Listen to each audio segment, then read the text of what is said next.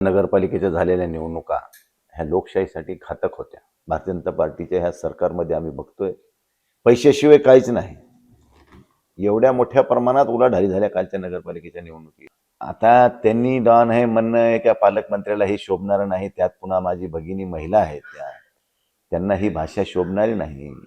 असं नसते. डॉन म्हणून घेण्यानं डॉन होत नसते आणि डॉन होणं हे समाजकार्य करणाऱ्याला शोभत नसते.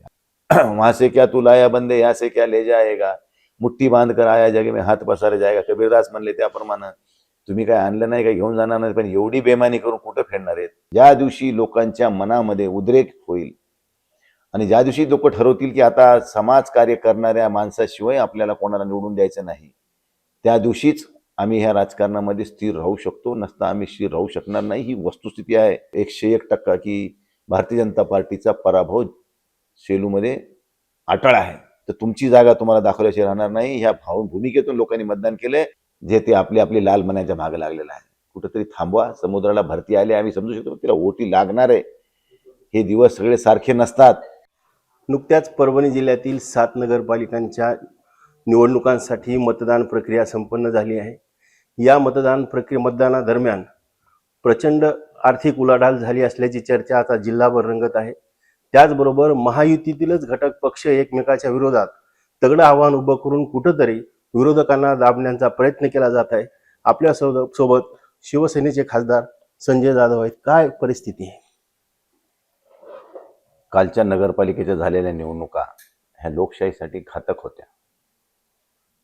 म्हणजे वंदनीय शिवसेना प्रमुख सन्माननीय बाळासाहेब ठाकरेंच्या काळामध्ये समाजसेवा करून आमच्यासारखी कार्यकर्ते नावारूपाला आली. अशी अनेक करोडो लोक ह्या ठिकाणी सामान्यातून मोठे झाली. फक्त समाजकार्याच्या नावावर नगरसेवक न म्हणता समाजसेवक म्हणायचे बाळासाहेब, आणि समाजसेवकाच्या रूपानं काम करून लोकांसमोर एक चांगला ह्या ठिकाणी पायंडा पाडून दिला. आणि त्या अनुषंगानं आमच्यासारखी सामान्य माणसं नगरसेवक, आमदार, खासदार जे पदं मिळतील त्या पदावर विराजमान झाली. परंतु हल्ली भारतीय जनता पार्टीच्या ह्या सरकारमध्ये आम्ही बघतोय पैशाशिवाय काहीच नाही. एवढ्या मोठ्या प्रमाणात उलाढाली झाल्या कालच्या नगरपालिकेच्या निवडणुकीत, तुम्ही कल्पना करू शकणार नाही. म्हणजे अशी अघोरी संपत्ती आणि हे अघोरी जीव घेणा प्रकार ह्या देशाची लोकशाही संपुष्टात आणण्यात जमा आहे. आपण पाहिलं असेल की महायुतीचेच पक्ष एकमेकाच्या विरोधात होते. याकडे कसं पाहतात? राज्यात तर एकत्र बसतात ते मुंबईला सभागृहात आणि जिल्ह्यामध्ये एकमेकाच्या विरोधात लढतात. आता त्याला आपला पक्ष वाढवायचा नैतिक अधिकार आहे, तो भाग वेगळा. परंतु सत्तेत असल्यामुळं सगळा माल ह्यांच्याजवळच, मग ह्यांची स्पर्धा लागली. म्हणजे आम्ही तर लढायचं का नाही अशी परिस्थिती निर्माण झाली. कारण शेवटी पैशाशिवाय निवडणुका जर होणार नसत्या तर आम्ही लढू शकणार नाही. ही वस्तुस्थिती आहे. ज्या दिवशी लोकांच्या मनामध्ये उद्रेक होईल आणि ज्या दिवशी लोक ठरवतील की आता समाजकार्य करणाऱ्या माणसाशिवाय आपल्याला कोणाला निवडून द्यायचं नाही, त्या दिवशीच आम्ही ह्या राजकारणामध्ये स्थिर राहू शकतो. नसता आम्ही स्थिर राहू शकणार नाही. ही वस्तुस्थिती आहे. मी सत्य बोलतोय, असत्य बोलत नाही. कारण पैसा हा आता प्रमाण झाला आहे. पैशाशिवाय निवडणूक नाही. आपण बघितले असतील कालच्या विधानसभेच्या निवडणुका बघितल्या, माझ्या विरोधात लोकसभा झाली ती बघितली. कुठे पैसाच होता सगळा. म्हणजे एवढा पैसा आला कुठून? म्हणजे काळे व्यवसाय करून मोठ्या प्रमाणात पैशाची चोरी, मी चोरी म्हणेन, ह्या राज्यकर्त्यांनी मोठ्या प्रमाणात केली. आणि कालच्या निवडणुकीमध्ये त्याचा वारेमाप पैशाचा वापर झाला.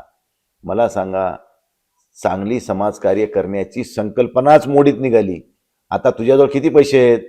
आता तुम्ही बघितलं असेल जिंतूरमध्ये, सेलूमध्ये, जिकडं काही तुझ्याजवळ किती रुपये आहेत?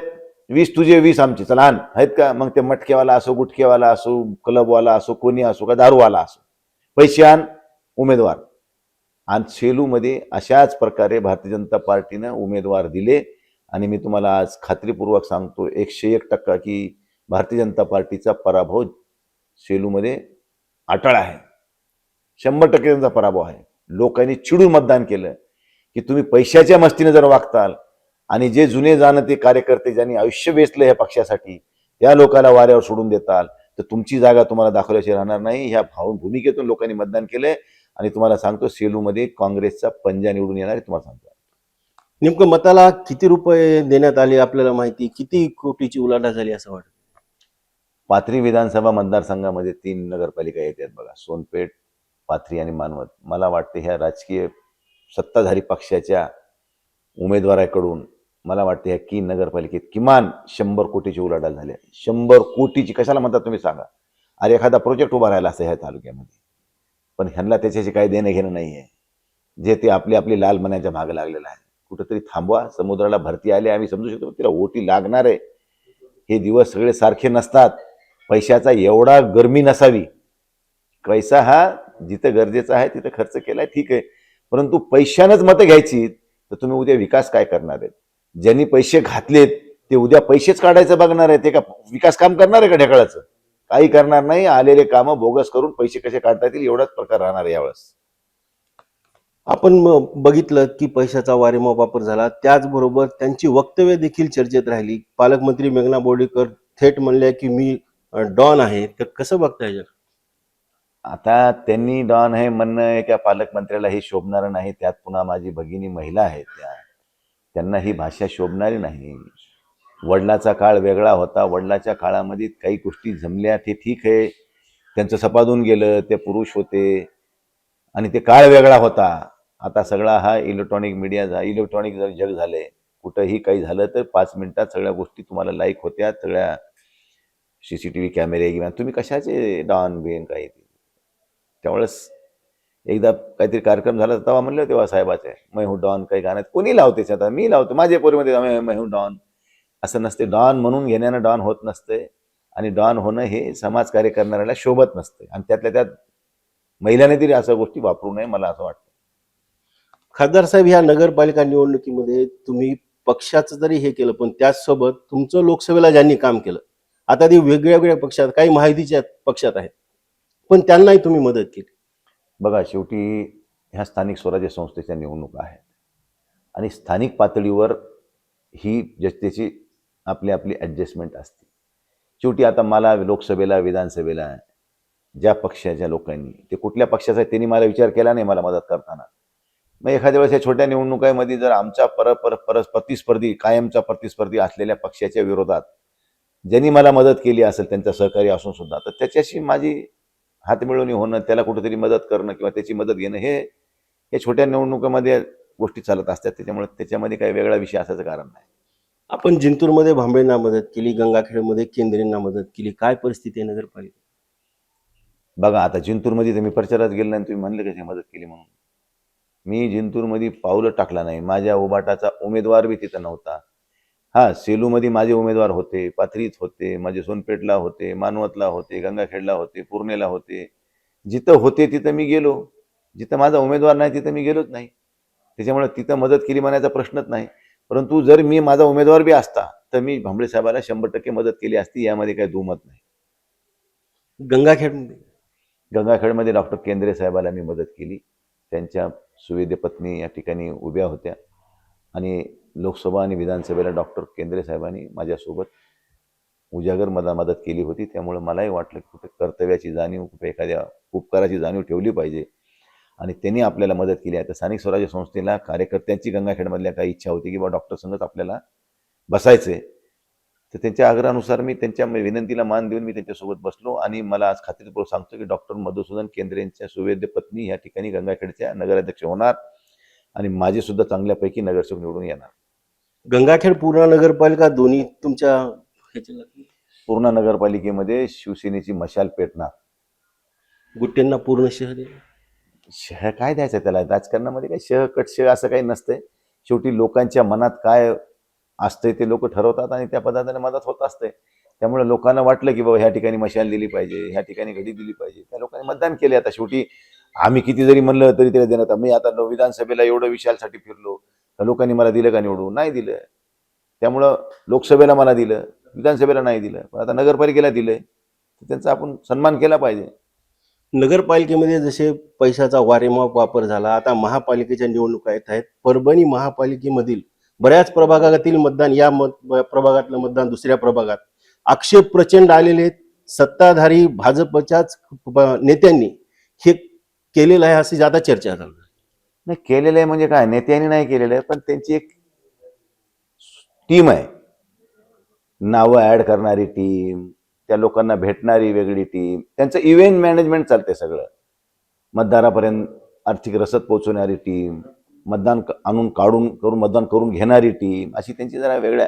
भारतीय जनता पार्टी सकाळी उठल्यापासून संध्याकाळी झोपेपर्यंत 24 तास 12 महिने ह्या राजकारणाला व्यवसाय दृष्टिकोनातून बघते, असं माझं स्पष्ट मत आहे. आम्ही राजकारण करतो, आम्ही समाजकारण करतो, पण त्यांचा समाजकारणाचा लांब लांब संबंध येत नाही. त्यांचा माणूस तुम्हाला रस्त्यावर समाजकार्य करताना काही दिसला तर मला दाखवा, पण ते 24 तास व्यवसाय दृष्टिकोनातून ह्याकडे बघतात आणि त्या दृष्टीनंच त्या निवडणुकीला समोर जातात. मग काय कोणते हातखंडे वापरायचे ते आपण बघितलं असेल की मतदाराची छेडछाड करणं, इकडल्या वार्डातले तिकडं, तिकडल्या वार्डातले इकडले, बाहेरच्या जिल्ह्यातले इकडं, असं जिंतूरमध्ये असं झालेलं आहे बाहेरचे. आता बोर्डीकर साहेबाचे जिंतूरमध्ये, शेलूमध्ये कृषी महाविद्यालय शेलूला तिथं शिकणारे आंध्रातले पोरं, त्यांचे नावं मतदान यादीमध्ये. म्हणजे ही शोकांतिका, लाज वाटली पाहिजे, एवढी घृणा वाटावी लोकांना. एवढं खालच्या पातळीवर भारतीय जनता पार्टीने जाऊ नये. दिलदार मतदानाच्याकडे समोर यावं. निवडणूक आहे, शेवटी लोकशाही आहे, सगळ्याला नैतिकतेने अधिकार आहे लढायचा, मतदानाला अधिकार आहे मतदान करायचा, कोणाला द्यायचं ते ठरवतील. पण एवढी बेईमानी करून शेवटी वहां से क्या तू लाया बंदे, यहाँ से क्या ले जाएगा, मुठ्ठी बांध कर आया जगे में हात पसारे जाएगा, कबीरदास म्हणले त्याप्रमाणे तुम्ही काय आणलं नाही, काय घेऊन जाणार नाही, पण एवढी बेईमानी करून कुठं फेडणार आहेत. शेवटी बरं सत्ता तुम्हाला देशाची पाहिजे, राज्याची पाहिजे, जिल्ह्यातली पाहिजे, तालुक्याची पाहिजे, एवढी कशी तुमची हाव वाढली मला हेच नाही कळली. कुठेतरी समाधान यांना नाहीच आहे. एवढं मिळून सुद्धा ते समाधानी नाहीत. देशाची सत्ता मिळाली आहे, राज्याची सत्ता मिळाली आहे, तरी देखील ते समाधानी नाहीत. म्हणजे हे किती आघोरी वृत्तीचे माणसं असतील याचा विचार करा. आपण काय पुढली रणनीती करणार? महापालिकेत मतदार ह्याच्यामध्ये प्रचंड घोळ झालाय. आम्ही मतदार याद्या दुरुस्त करण्याचे विनंती महापालिका आयुक्ताला केलेल्या आहेत, जिल्हाधिकाऱ्याला केलेल्या आहेत, विभागीय आयुक्तांना केलेल्या आहेत, निवडणूक आयोगाला आम्ही कळवलंय. ह्या उपर जाऊन हे जर मतदान याद्यामध्ये जर अशाच ठेवणार असतील तर तुम्हाला सांगतो, मतदानाच्या दिवशी जे बोगस मतदान करायला येईल त्याला झोडपिल्याशिवाय राहणार नाही. बरं, आता हे प्रचंड पैशाचा वापर निवडणुकामध्ये होतं, हे मतदार याद्यात घोळ होत आहेत. आता येणाऱ्या महापालिकेची निवडणूक आहे, जिल्हा परिषद, पंचायत समिती आहेत, आपण कसं समोर जाणार आहे? आता आम्ही इतक्या वर्षापासून या शहरामध्ये, या जिल्ह्यामध्ये काम करतोय. आम्ही प्रत्येक माणसाची आमची नाळ आहे. आम्ही लोकशाही पद्धतीने लोकांसमोर जाणार. आम्ही तर काय पैसे देऊ शकणार नाही, कारण आमच्या जवळ नाही तर आम्ही द्यायचे कुठून द्यायला. त्यामुळे अशा परिस्थितीत आमचा कार्यकर्ता स्वतःच्या कामाच्या जोरावर त्या ठिकाणी निवडणुकीला समोर जाणार. कारण आम्ही लोकांमध्ये आहेत. आमची सगळी कार्यकर्ते पदाधिकारी लोकांमध्ये आहोत, लोकांच्या सुखदुःखामध्ये आहोत. कुठेही अडचण आली तिथं आम्ही उभे आहोत. म्हणून लोक आम्हाला ओळखून आहेत.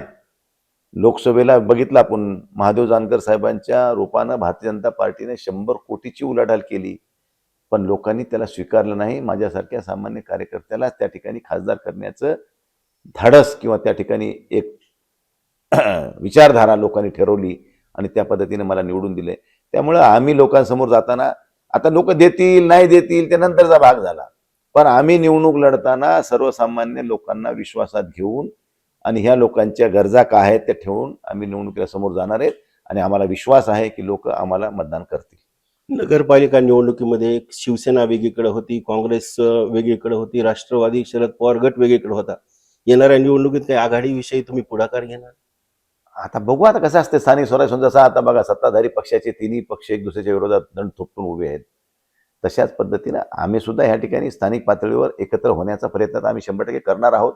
यदा कदाचित नाही झाला तर मैत्रीपूर्ण लढती होतील. त्याच्या शेवटी आता एखादा तयार झाला, दुसरा तयार नाही झाला म्हणून आम्ही आता भांडत बसायचंय का? त्यामुळे जी प्रसंग येईल त्या प्रसंगाला समोर जाऊन आम्ही निवडणुका लढू.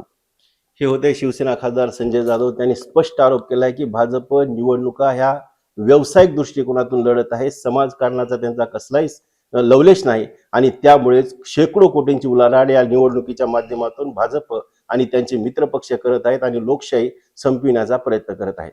महाराष्ट्र टाइम्ससाठी डॉक्टर धनाजी चव्हाण, परभणी.